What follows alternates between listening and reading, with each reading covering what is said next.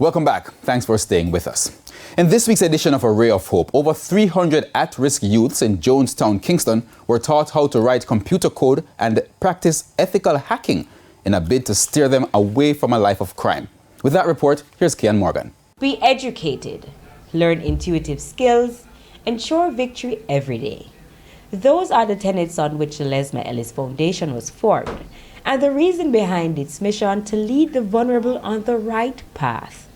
Recently, the foundation hosted a 2-day computer programming marathon in Jonestown, Kingston, targeting over 300 at-risk youths between the ages of 11 to 24.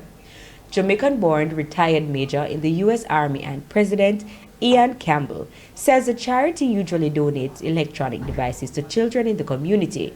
However, this time was different. It's good to give a device, but if we're not educating them on the device, how do we do nothing about it? We didn't have them go on the computers yesterday.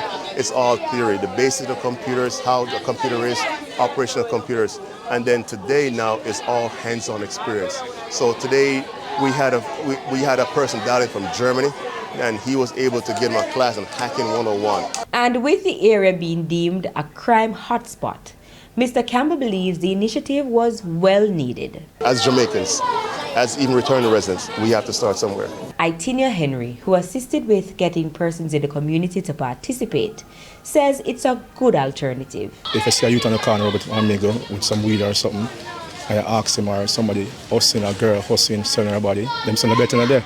So when you show a positive alternative, say here's something you can learn about computers. The event was a success thanks to partnership between the community members, the police, and corporate Jamaica. Students can take away and also expand themselves, meaning getting gainful employment. And what does this do for the police? It take away the negative, because persons, as they say, when the devil has hands at work, and persons have work to do, that can basically take away the idle time from them. I hope it might continue, not only here alone, but right through the whole ghetto communities. 6 participants were awarded an 8-week scholarship to pursue a training course to further their skills on Python programming language. I was happy to come here to learn about the computers, how they work, because I never had one growing up. I would be more aware about cyber attack and how to do coding. I'm very glad that they picked me and see the potential that I have.